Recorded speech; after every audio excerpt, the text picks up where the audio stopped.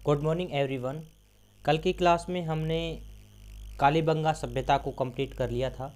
आज हम इसी सीरीज में दूसरी सभ्यता को पढ़ेंगे जिसका नाम है आहड़ सभ्यता। आहड़ सभ्यता। आपके जितने भी कमेंट्स इंक्वायरी हैं या जितने भी क्वेश्चंस हैं वो आप कमेंट बॉक्स में डाल दीजिए।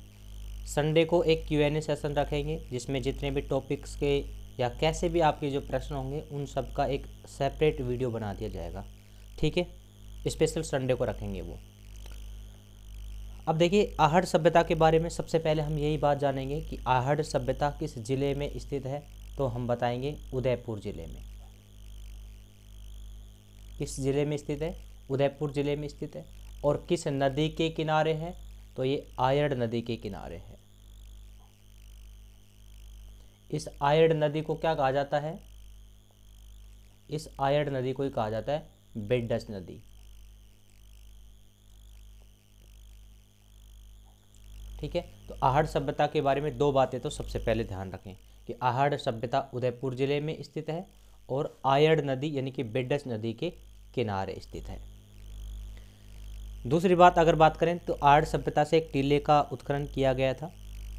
आहड़ के प्राचीन नाम की बात करें तो आहड़ सभ्यता का जो प्राचीन नाम है, प्राचीन नाम आपसे सीधा पूछा जा सकता है, आहड़ सभ्यता का प्राचीन नाम क्या था? तो हम बताएंगे ताम्रवती।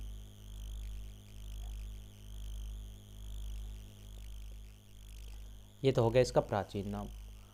अगर हम इसका 11वीं शताब्दी में नामकरण की बात करें, कौन सी शताब्दी में? 11वीं शताब्दी में।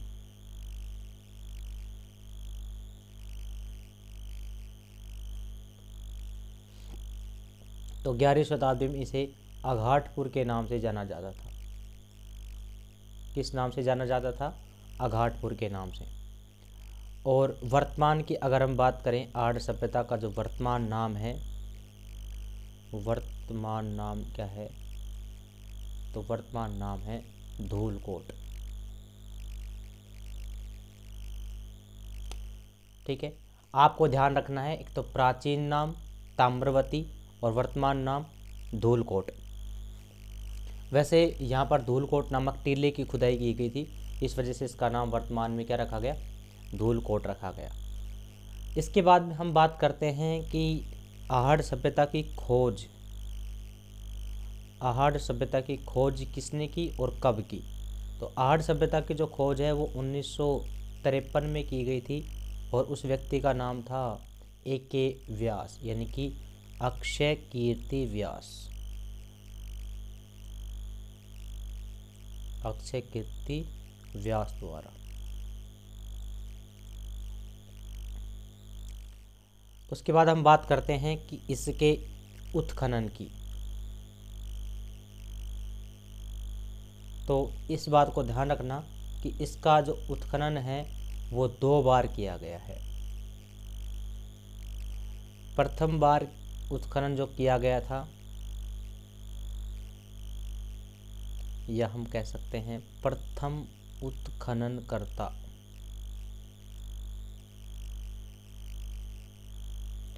उसका नाम था रतन चंद्र अग्रवाल। रतन चंद्र अग्रवाल।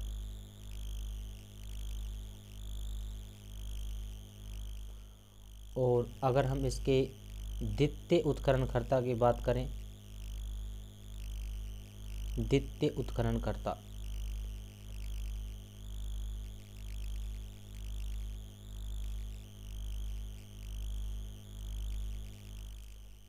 तो द्वितीय उत्खननकर्ता के नाम आपको 2 याद रखने हैं। एक तो याद करना है H.D. साकरिया और दूसरा आपको याद करना है वीरेंद्र मिश्र। वीरेंद्र मिश्र।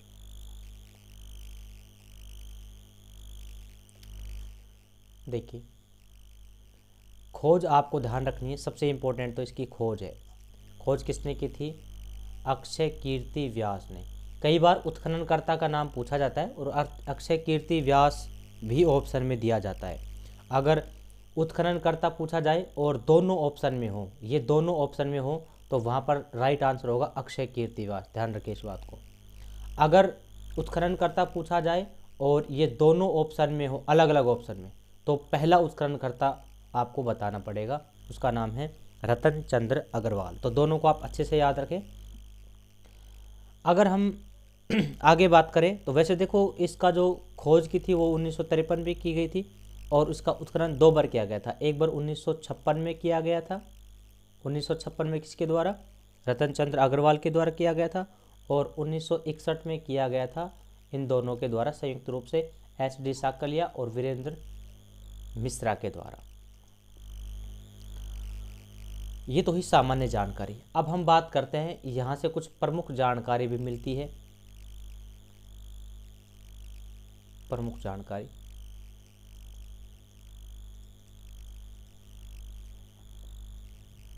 आहड़ सभ्यता से प्रमुख जानकारी क्या मिलती है? देखो, जैसे हमने कालीबंगा सभ्यता में कल पढ़ा था कि कालीबंगा सभ्यता की जो खुदाई है वो 5 स्तरों पर की गई थी। इसी प्रकार से जो आहड़ सभ्यता है, इस आहड़ सभ्यता का जो उत्खनन है वो कितने स्तर पर किया गया? वो 8 स्तर पर किया गया। ध्यान रखिए इस बात को। कितने स्तर पर किया गया था? 8 स्तर पर किया गया था। और जिस प्रकार से कालीबंगा में 2 प्रकार की सभ्यताओं के अवशेष मिले थे, इसी प्रकार से यहाँ 8 स्तरों में मुख्य रूप से 3 प्रकार की सभ्यताओं के अवशेष मिले हैं। एक तो मिला है ताम्रयुगीन, यह आपको याद रह जाए तो अच्छी बात है।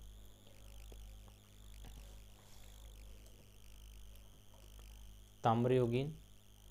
और एक सभ्यता का यहाँ पर अवशेष मिला है कांस्ययुगीन।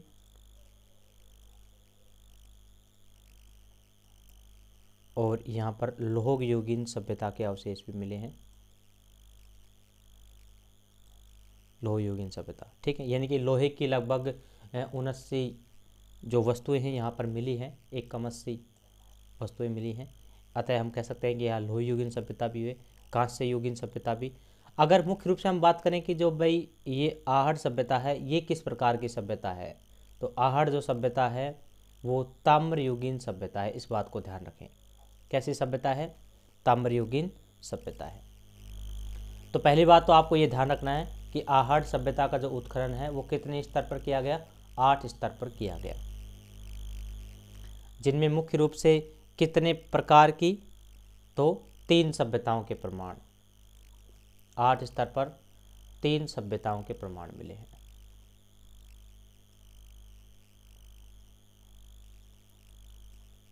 क्लियर? अब हम दूसरी बात करते हैं। दूसरी यहाँ से सबसे इम्पोर्टेंट फैक्ट क्या आता है कि जिस प्रकार से हमने कालीबंगा को देखा था कि कालीबंगा ग्रामीण सभ्यता के अवशेष भी मिले थे वहाँ पर, और शहरी सभ्यता के अवशेष भी मिले थे, लेकिन आहड़ सभ्यता में ग्रामीण सभ्यता के अवशेष मिले हैं। तो ये किस प्रकार की सभ्यता थी? ग्रामीण सभ्यता थी। यहाँ पर ग्रामीण सभ्यता के प्रमाण मिले हैं।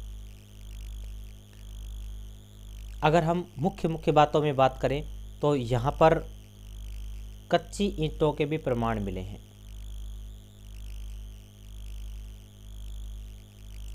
कच्ची ईंटों के प्रमाण, जबकि कालीबंगा में कच्ची ईंट भी मिली थी और पक्की ईंट भी मिली थी वहाँ पर कालीबंगा में, ठीक है।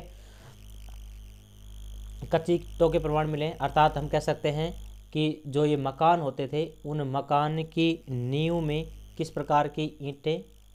नींव में कच्ची ईंटों का प्रयोग किया गया था। कच्ची ईंटों का प्रयोग किया गया था। यहाँ से आपसे सीधे ही प्रश्न पूछेगा कि निम्न में से कच्ची ईंटों के प्रमाण कहाँ से मिले हैं, तो आपको बनाना है आहड़ सभ्यता। आहड़ सभ्यता का उत्खनन कितनी बार किया गया, तो आपको बताना है 8 स्तरों पर किया गया था। आहड़ किस प्रकार की सभ्यता है, तो ताम्रयुगीन सभ्यता है। आगे हम बात करें 4th पॉइंट की, तो देखो वैसे तो यहाँ पर दीवार के ऊपर प्लास्टर भी मिला है, ये भी इम्पोर्टेंट है। दीवार पर क्या मिला है? प्लास्टर मिला। प्लास्टर का मतलब समझते हो आप? प्लास्टर जिसे हम क्या कहते हैं? लिपाई कहते हैं,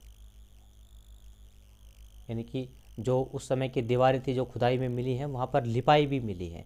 और ख़ास बात ये है कि ये जो लिपाई थी ना, ये जो प्लास्टर था, इसमें स्फटिक का यूज किया गया था। किसका यूज किया गया था? स्फटिक का प्रयोग किया गया था। बहुत इंपॉर्टेंट है ये। स्फटिक क्या होता है? तो स्फटिक को हम कह सकते हैं एक तरीके से चमकीला पत्थर।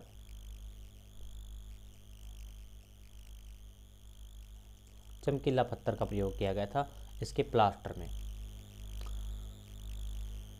नेक्स्ट, सबसे इम्पोर्टेंट है यहाँ पर लाल काले मृदभांड। लाल काले मृदभांड। मृदभांड का मतलब क्या होता है? मृद का मतलब होती है मिट्टी और भांड का मतलब होते हैं बर्तन, यानी कि कह सकते हैं हम लाल काले मिट्टी के बर्तन। मिट्टी के बर्तन। ये मैंने मृदभांड आपको जो एग्ज़ाम की लैंग्वेज होती है उसमें लिखवाया है, ताकि क्योंकि आपसे पूछे जाएगा कि निम्न में से लाल काले मृदभांड के अवशेष किस सभ्यता से मिले हैं, तो हमें बताना है आहड़ सभ्यता से मिले हैं। इसके अलावा यहाँ पर गोरे व कोष्ठ का प्रयोग भी किया गया था, अर्थात हम कह सकते हैं कि ये जो लोग थे ये अपने खाने का जो अनाज होता था, ये हम कह सकते हैं अन्न भंडार करने के लिए, अन्न भंडार करने के लिए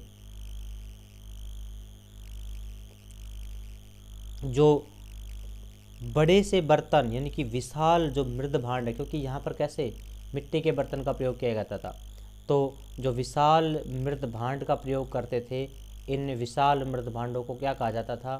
गोरे कहा जाता था, या कई जगह आपको मिलता है इन्हें कोष्ठ कहा जाता था। कोष्ठ, कोठे कहा जाता था, है ना। अनाजों को किस में भर देते थे? इनमें भर देते थे, गोरे व कोष्ठ में भर के रखते थे।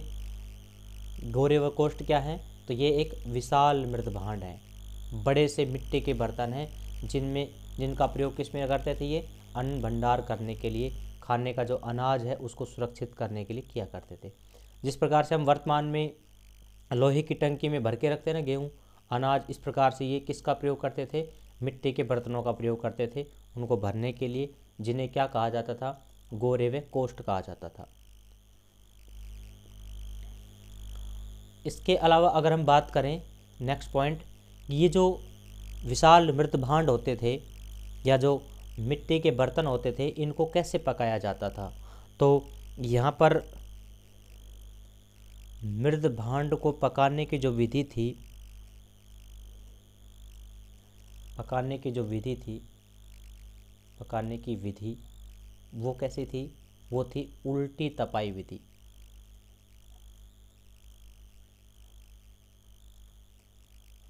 उल्टी तपाई विधि। अब वर्तमान में तो मिट्टी के बर्तनों को कैसे पकाते हैं भाई? एक प्रकार से, है ना, आंच जला लेंगे, या जो कहते हैं क्या बोलते हैं उसको, एक तरीके से बर्तनों को पहले लगा लेंगे, उनमें कुछ तूड़ी वगैरह डाल के कैसे क्या पकाते हैं। वर्तमान में तो पकाने की विधि अलग है, लेकिन उस समय पकाने की जो विधि थी वो उल्टी तपाई विधि थी, यानी कि नीचे तो आंच जलती रहती और बर्तनों को उल्टा करके, देखो यहाँ पर मैं इस प्रकार से पढ़ा देता हूँ, बर्तन उल्टा, इस प्रकार से तपाया जाता था, जिसे हम कहते थे उल्टी तपाई विधि, यानी कि बिल्कुल अंदर से अच्छे से पकाया जाता था इनको। इस विधि को हम कहते हैं उल्टी तपाई विधि। तो आपसे पूछा जाता था कि मृद भांड पकाने की किस प्रकार की विधि, उल्टी तपाई विधि का प्रयोग किस सभ्यता में किया गया? तो हम बताएंगे आहड़ सभ्यता में। देखो ये यहाँ से साक्ष्य मिले हैं, तो ये आपको सीधे ही याद ही करने हैं विद फैक्ट, एक दो बार रिवीजन करेंगे आराम से याद हो जाएंगे। इसके अलावा अगर हम बात करें तो यहाँ पर आहड़ में, यानी कि उदयपुर में एक ही घर में 6 चूल्हे के अवशेष मिले हैं। क्या मिले हैं? 6 चूल्हे के अवशेष मिले हैं, यानी कि एक ही घर में 6 चूल्हे होने का मतलब क्या समझ सकते हो? कैसी प्रथा? एकल परिवार प्रथा या संयुक्त परिवार प्रथा? बताइए। तो हम कह सकते हैं एक ही घर में अगर 6 चूल्हे जल रहे हैं तो मुख्य रूप से यहाँ पर रहता होगा संयुक्त परिवार। संयुक्त परिवार प्रथा का उल्लेख परिवार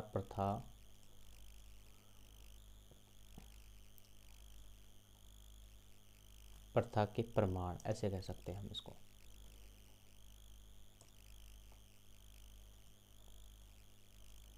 ठीक है, आपसे पूछा भाई संयुक्त परिवार प्रथा के प्रमाण कहाँ से मिले हैं, तो आर्य सभ्यता से मिले हैं। एक साथ 6 चूल्हे पूछ सकता है आपको कि एक ही घर में 6 चूल्हे के अवशेष कहाँ से मिले हैं, तो आर्य सभ्यता से मिले हैं।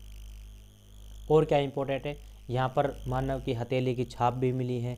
इसके अलावा मानव की हथेली की छाप तो इम्पोर्टेंट नहीं है, यहाँ पर सबसे इम्पोर्टेंट है अपोलो देवता, क्योंकि यहाँ पर जितनी भी मुद्रा मिली हैं उन मुद्राओं पर अपोलो देवता का चित्र मिला है। अपोलो देवता की बात करें तो ये देवता था यूनानी देवता। अपोलो कैसा देवता था, यूनान का देवता था। इसकी मतलब एक तरीके से चित्रण मिलता है अपोलो देवता का। किन पर मिलता है, जो यहाँ से सिक्के प्राप्त हुए हैं या मुद्रा प्राप्त हुई है इन पर। और एक तरफ तो हम बात करें यूनानी देवता है, यानी कि ये कोई यूनानी देवता है, ये खड़ा हुआ है और इसके हाथ में कुछ हथियार है। ठीक है, और दूसरी तरफ, एक तरफ तो ये हो गया अपोलो देवता, और दूसरी तरफ त्रिशूल मिलता है, त्रिशूल का अंकन मिलता है, त्रिशूल का अंकन, यानी कि सिक्के के एक साइड में तो अपोलो देवता का चित्र और सिक्के के दूसरी साइड में क्या मिला, त्रिशूल मिला, त्रिशूल। ठीक है, तो इस प्रकार का जो अवशेष है या इस प्रकार का जो प्रमाण है वो कहाँ से मिला है, अपोलो देवता का प्रमाण वो मिला है हमें आर्य सभ्यता से। यहाँ पर वैसे तो काफ़ी इंपॉर्टेंट चीज़ें मिली हैं। यहाँ पर एक धूपदानी भी मिली है जो कि ईरानी स्टाइल में, ईरानी शैली में तैयार की गई है। तो हम कह सकते हैं कि ये जो आर्य सभ्यता है इसके ईरान से भी संपर्क रहे होंगे। इसके अलावा यहाँ पर बहुत सारे जो तांबे के ढेर हैं वो भी मिले हैं, है ना, और बिना हत्थे का एक जल पात्र भी मिला है, लेकिन वो सब इम्पोर्टेंट नहीं है। आपको याद करना है एक कुबड़दार बैल, ये भी बहुत बार पूछा जाता है। कुबड़दार बैल के अवशेष, कुबड़दार बैल की जगह कई जगह दिया जाता है बुनासियन बैल, बुनासियन बैल के अवशेष, है ना। बुनासियन बैल की मूर्ति कहाँ से प्राप्त हुई है, तो हम बताएंगे आर्य सभ्यता से। तो मुख्य रूप से अगर हम बात करें तो ये 10 पॉइंट आपको याद रख लेने हैं और इसके सामान्य जो चर्चा करी हमने आर्य की वो याद करनी है। पहली बात तो आपका प्रश्न पूछा जाता है ऊपर से, यानी कि ये तो पूछेगा कि ये सभ्यता किस जिले में स्थित है या किस नदी के किनारे स्थित है, और सबसे इम्पोर्टेंट रहता है इनकी खोज और उत्खनन। जितनी भी सभ्यता है उन सभी की हमें खोजकर्ता और उत्खनन का विद डेट याद होना चाहिए। ठीक है, तो एक बार से रिवाइज कर देते हैं। आहड़ सभ्यता उदयपुर जिले में स्थित है और आयड यानी कि बिडस नदी के किनारे स्थित है। इसका प्राचीन नाम है ताम्रवती। 11वीं शताब्दी में इसका नाम था अगाटपुर और वर्तमान में नाम है धूलकोट। आहड़ सभ्यता की खोज अक्षय कीर्ति व्यास के द्वारा की गई थी। देखो बहुत सिंपल है, ऐसे ही क्या बन रहा है, आहड़ बन रहा है, और ऐसे ही क्या बन रहा है, अक्षय कीर्ति व्यास बन रहा है। ठीक है, तो आपको सभ्यता और इसके उत्खननकर्ता को तो याद कर ही लेना है साथ में। उत्खननकर्ता में मुख्य रूप से रतन चंद्र अग्रवाल भी आते हैं और एच.डी. साकलिया भी। मैंने अभी बताया कि उत्खननकर्ता में अगर रतन चंद्र अग्रवाल और अक्षय कीर्ति व्यास दोनों को दे देते हैं तो आपको सही मानना है अक्षय कीर्ति व्यास। ठीक है, खोजकर्ता भी और उत्खननकर्ता में भी, क्योंकि एक बार ऐसा प्रश्न पूछा गया है, इस वजह से मैं आपको बता रहा हूँ। वैसे तो ये अलग अलग है, अक्षय कीर्ति व्यास खोजकर्ता है और उत्खननकर्ता कौन है, रतन चंद्र अग्रवाल और एच.डी. साकलिया और वीरेंद्र मिश्र। ठीक है, आर्य का जो उत्खनन है वो कितने स्तरों पर किया गया है, 8 स्तरों पर। और कितनी सभ्यताओं के प्रमाण मिले हैं, यहाँ से 3 सभ्यताओं के प्रमाण मिले हैं। आपसे तो सीधा पूछा जाएगा कि आहड़ सभ्यता किस प्रकार की सभ्यता है, ताम्रयुगीन है, कांस्ययुगीन है, लोहयुगीन है कि कैसी है, तो हमें बताना है कि आहड़ एक ताम्रयुगीन सभ्यता है। आहड़ से ग्रामीण सभ्यता के प्रमाण मिले हैं, यहाँ से कच्ची ईंटों के प्रमाण मिले हैं, क्योंकि जो मकानों की नींव होती थी उस नींव में ये कच्ची ईंटों का प्रयोग करते थे। और दीवार पर प्लास्टर के भी अवशेष मिले हैं, लिपाई के अवशेष मिले हैं, जिसमें एक स्पेशल मुख्य प्रकार के पत्थर का प्रयोग किया जाता है जिसे हम कहते हैं स्फटिक का प्रयोग, यानी कि चमकीले पत्थर का प्रयोग किया जाता था। लाल काले मृदभांड बहुत इंपॉर्टेंट है। लाल काले मृदभांड के अवशेष कहाँ से मिले हैं? तो आहड़ सभ्यता से मिले हैं। अन्न भंडार करने के लिए जो विशाल मृदभांड का प्रयोग करते थे उन्हें क्या कहा जाता था? गोरे व कोष्ठ कहा जाता था। और मृदभांड पकाने की उल्टी तपाई विधि का प्रयोग किस सभ्यता में किया गया? आहड़ सभ्यता में। एक ही घर से 6 चूल्हे मिलने के अवशेष किस सभ्यता में मिलते हैं? आहड़ सभ्यता में। अपोलो देवता यानी कि यूनानी देवता का जो चित्रण है वो कहाँ की मुद्रा में मिलता है? तो आहड़ सभ्यता से मिलता है। सबसे इम्पोर्टेंट लास्ट में, कुबड़दार बैल या पुनासियल बैल की जो मूर्ति है वो कहाँ से प्राप्त हुई है? तो हम बताएंगे आहड़ सभ्यता से प्राप्त हुई है। तो इस प्रकार से हमारी आहड़ सभ्यता है वो ख़त्म हो जाती है। इसके अलावा अब हम पढ़ेंगे बैराट सभ्यता को। बैराट सभ्यता, पहले आप इनको पढ़ लीजिए, बाद में आराम से इसके वीडियो को पॉज कर करके नोट्स प्रिपेयर कर सकते हैं। बैराट सभ्यता के बारे में सबसे पहली बात तो यही कि बैराट सभ्यता किस जिले में स्थित है? तो बैराट पड़ता है कहाँ पर? जयपुर जिले में, जयपुर में स्थित है। और किस नदी के किनारे है? तो कौन सी नदी के किनारे है ये? बाणगंगा नदी के किनारे है, बाणगंगा नदी के किनारे। पार्वती सिंघर जाती है जब बाणगंगा बैराट से आती है। बाणगंगा कहाँ से आती है? बैराट से निकलती है। बैराट कहाँ पड़ता है? जयपुर में पड़ता है। तो बैराट सभ्यता जयपुर जिले में स्थित है और किस नदी के किनारे है? बाणगंगा नदी के किनारे है। ठीक है। बाणगंगा के संदर्भ में आप एक प्रश्न को और भी रेडी रखें, क्योंकि बाणगंगा राजस्थान की एकमात्र ऐसी नदी है जो सीधी जाकर कहाँ मिलती है? यमुना में मिलती है। खैर, नदियों के संदर्भ में बात करेंगे। बैराट सभ्यता के संदर्भ में और क्या प्रश्न बन सकते हैं कि बैराट का प्राचीन नाम क्या था? प्राचीन नाम, बैराट का जो प्राचीन नाम था वो था विराटनगर। विराटनगर, क्योंकि माना जाता है कि यहाँ पर राजा विराट का शासन था, अतः इसे विराटनगर कहा गया महाभारत कालीन समय में। और महाभारत कालीन समय में हम जानते हैं कि जो पांडव थे उन पांडवों ने 1 वर्ष का जो अज्ञातवास बिताया था वो भी कहाँ पर बिताया था? इसी विराटनगर में बिताया था। और ये जो विराटनगर है ये मत्स्य जनपद की क्या भी रहा है? राजधानी भी रहा है। इस बात को भी ध्यान रखें। हम सभ्यताओं की दृष्टि से बात कर रहे हैं तो हमें पता होना चाहिए कि बैराट सभ्यताओं की खोज किसने करी? तो बैराट सभ्यता की खोज 1936 में की गई थी और उस व्यक्ति का नाम है दयाराम साहनी। दयाराम साहनी के द्वारा की गई थी खोज। तो खोजकर्ता तो कौन हो गए? दयाराम साहनी। और अगर हम बात करें उत्खननकर्ता, इसके खुदाई करने वाले कौन थे? उत्खननकर्ता। तो इसके उत्खनन जो हुआ था वो नील रत्न बनर्जी और कैलाश दीक्षित के द्वारा किया गया था। इन दोनों के नाम आपको याद रखने हैं, नील रत्न बनर्जी, नील रत्न बनर्जी। और दूसरा नाम आपको याद रखना है कैलाश दीक्षित।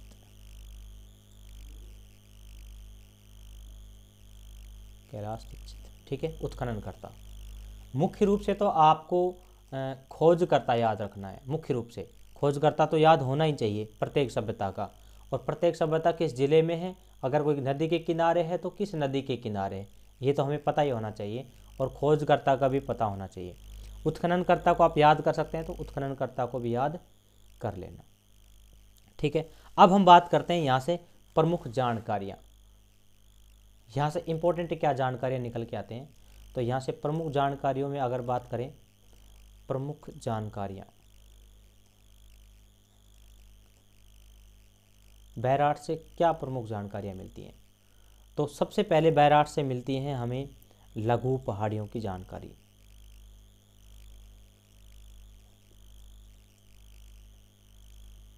लघु पहाड़ियों की जानकारी।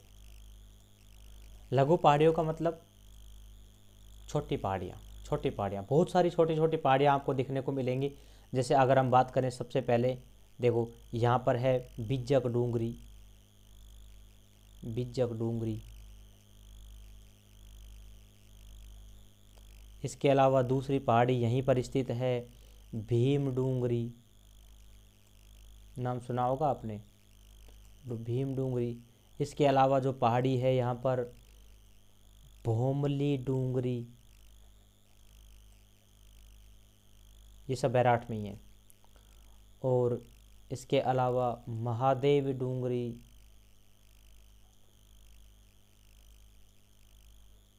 महादेव डूंगरी। और महादेव हैं तो गणेश जी कहाँ बच जाएंगे, गणेश डूंगरी। गणेश डूंगरी, ठीक है। दुनिया भर की यहाँ पर पहाड़ियाँ मिलती हैं, छोटी छोटी पहाड़ियाँ मिलती हैं, लघु पहाड़ियाँ। इन सभी पहाड़ियों में कई बार पूछा जाता है कि बिज्जक डूंगरी, भीम डूंगरी, गणेश डूंगरी का संबंध है, कहाँ से है, बैराठ सभ्यता से है। इस बिज्जक की डूंगरी में यहीं से हमें एक शिलालेख मिला है। उस शिलालेख का नाम है भाब्रू शिलालेख। भाब्रू शिलालेख।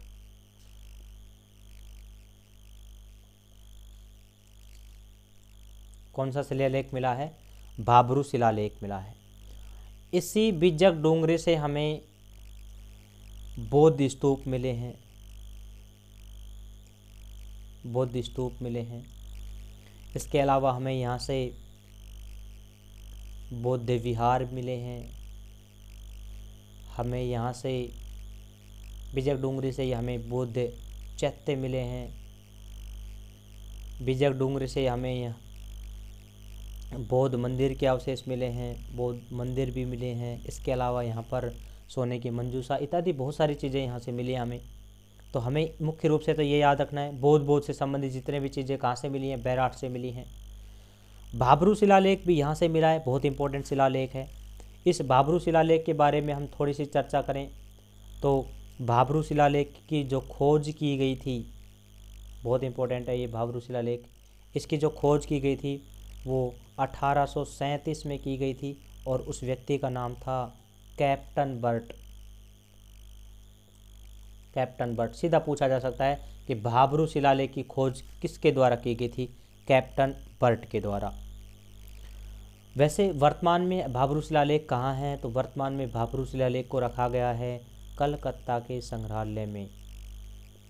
कलकत्ता के कहाँ पर रखा गया है, संग्रहालय, म्यूजियम में रखा गया है। संग्रहालय में रखा गया है।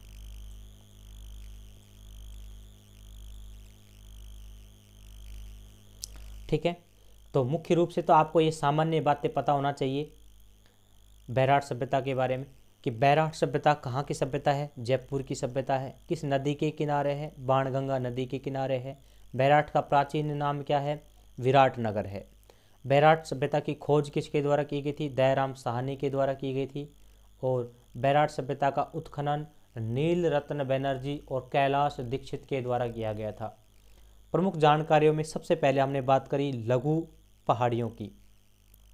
यहाँ पर छोटी छोटी लघु पहाड़ियाँ बिज्जक डूंगरी, भीम डूंगरी, भोमली डूंगरी, महादेव डूंगरी, गणेश डूंगरी इत्यादि मिलती हैं।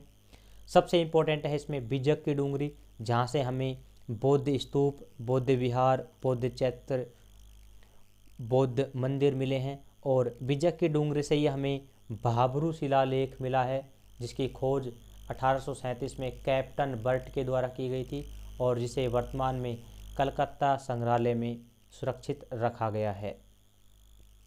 और क्या क्या मिला है यहाँ पर, देखो सबसे इम्पोर्टेंट जब बात करते हैं बैराठ सभ्यता की तो यहाँ पर सबसे जो प्रमुख हैं वो इसके शैल चित्र हैं। बैराठ सभ्यता से हमें क्या मिले हैं, शैल चित्र मिले हैं। और इन शैल चित्रों की प्रधानता के कारण हम यही लिख सकते हैं, शैल चित्रों की प्रधानता के कारण,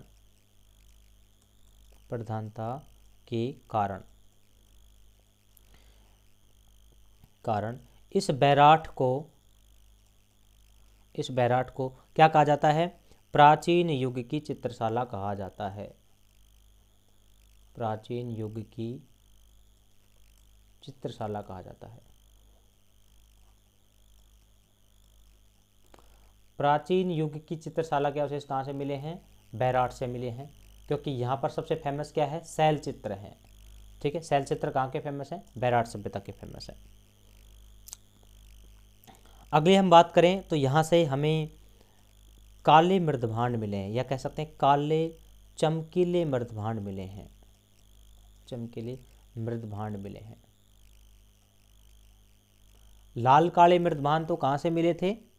अभी हम पढ़ के आए हैं लाल काले मृदभांड, वो हमें मिले थे आहड़ सभ्यता से। और काले मृदभांड कहाँ से मिले हैं? काले चमकीले मृदभांड कहाँ से मिले हैं? तो वे मिले हैं हमें बैराट सभ्यता से। ठीक है, बैराट सभ्यता से और क्या पूछा जा सकता है आपसे? बैराट सभ्यता में मुख्य रूप से सूती कपड़े में लिपटी हुई 36 मुद्राएं मिली हैं। कितनी मुद्राएं मिली हैं? 36 मुद्राएं मिली हैं।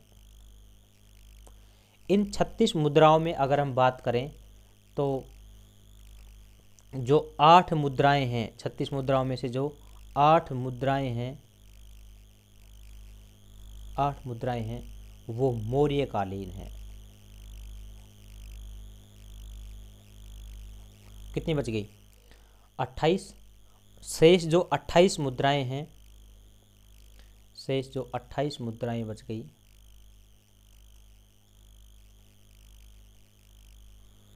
वो यूनानी है। यूनानी कह सकते हैं, इन्हीं को हम कह सकते हैं इंडो ग्रीक कह सकते हैं। ठीक है, इन मुद्राओं में से जो सर्वाधिक मुद्राएं हैं, इनमें से अगर हम बात करें, इन सभी मुद्राओं में से जो सर्वाधिक मुद्राएं हैं, यहाँ लिख देता हूँ मैं, इनमें से सर्वाधिक मुद्राएं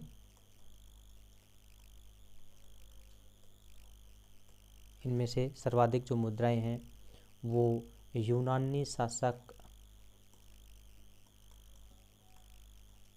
इसके मानी जाती हैं, मिनेंडर की मानी जाती हैं। बहुत इंपॉर्टेंट है ये, मिनेंडर की मानी जाती हैं।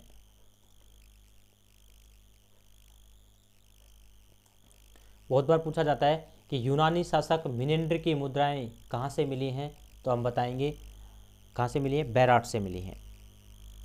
ठीक है, वैसे तो यहाँ से अगर माना जाता है कि बैराट में पाषाण काल से लेकर मध्यकाल की जितनी भी जानकारी है वो लगभग सभी जानकारियाँ मिलती हैं यहाँ पर। और ये जो बैराट सभ्यता है मुख्य रूप से लोह युगीन सभ्यता है। इसको तो हम लिख ही लेते हैं, 5 बातें भी पूरी हो जाएंगी इसके साथ में हमारी। ये है मुख्य रूप से, यह मुख्य रूप से कैसी सभ्यता है? लोह युगीन सभ्यता है।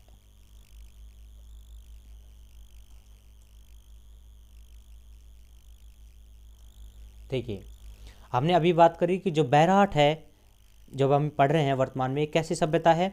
लोह युगीन सभ्यता है बैराट। और आहड़ सभ्यता की बात करें तो आहड़ सभ्यता कैसी है? ताम्र युगीन सभ्यता है। कैसी सभ्यता है? ताम्र युगीन सभ्यता है। और हमने पहली क्लास में पढ़ा था कालीबंगा को। कालीबंगा कैसी सभ्यता है? कांस्य युगीन सभ्यता है। इन तीनों को अलग अलग याद रखना है। देखिए, मैं यहाँ पर थोड़ा सा लिख देता हूँ।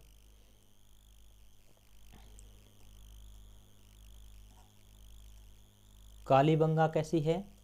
कांस्य युगीन सभ्यता है। कैसी सभ्यता है? कांस्य युगीन सभ्यता है कालीबंगा। और दूसरी हमने कौन सी पढ़ी? आहड़ सभ्यता। आहड़ सभ्यता कैसी है? तो हम कहेंगे ये एक ताम्र युगीन सभ्यता है।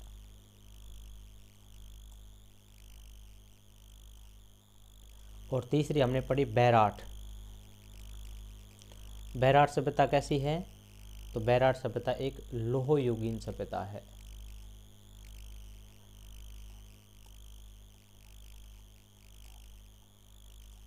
ठीक है, इन सबको आप अच्छे से याद रखें।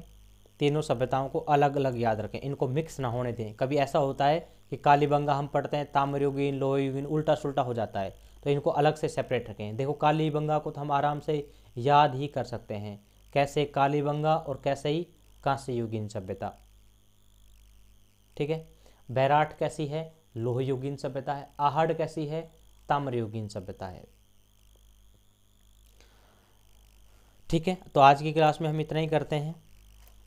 कल की क्लास में हम गणेश्वर सभ्यता को भी पढ़ लेंगे, और कल की क्लास में तो हम सभी सभ्यताओं को कर देंगे, जैसे कौन कौन सी जितनी भी हमारी सभ्यता रहेगी, हमारी कौन कौन सी हो गई, कालीबंगा हो चुकी है, आहड़ सभ्यता हो चुकी है, बैराट हो चुकी है।